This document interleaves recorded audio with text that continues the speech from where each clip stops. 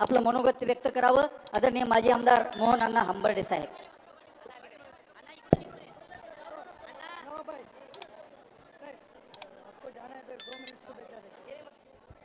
थोडं बाजूला मोहना मोहना सर्वांना विनंती आहे कृपया कोणी जागेवरून उठायचं नाहीये, सगळ्यांनी बसून घ्यायचंय। यानंतर नुकतेच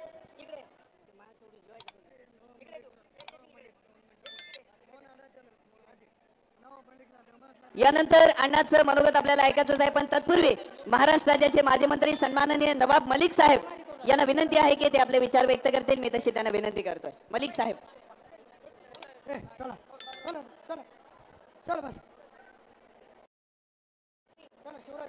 नांदेड दक्षिणच्या माजी आमदार सन्मान्य मोहन हंबर्डे साहेब,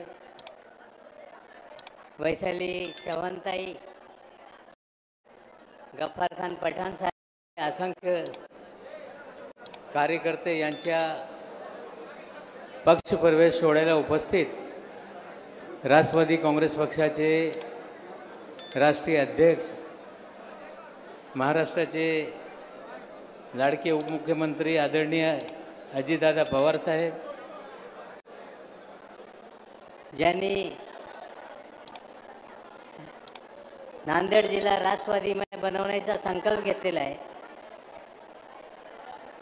ते सन्माननीय लोहा कंधारचे आमदार प्रतापराव चिखलीकरजी,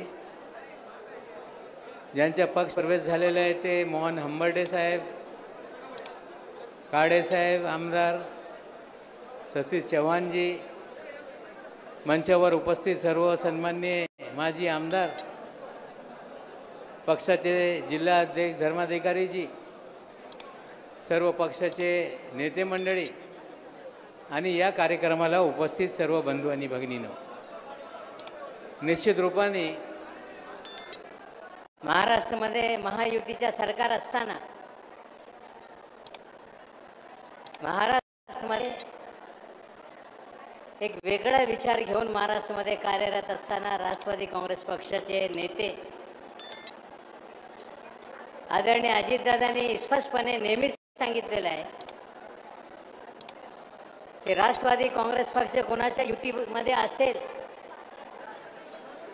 पण पक्षाची ध्येय धोरणं शिव शाहू फुले आंबेडकर यांच्या विचारधाराला कधीही सोडून आम्ही पुढे राजकारण करणार नाही। आजच्या घडीला ज्या पद्धतीने महाराष्ट्रामध्ये राजकारण सुरू आहे,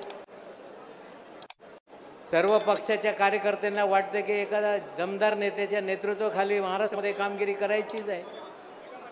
आपण पाहताय की महाराष्ट्रभर प्रत्येक जिल्ह्यामध्ये प्रत्येक दिवस राष्ट्रवादी काँग्रेस पक्षामध्ये प्रवेश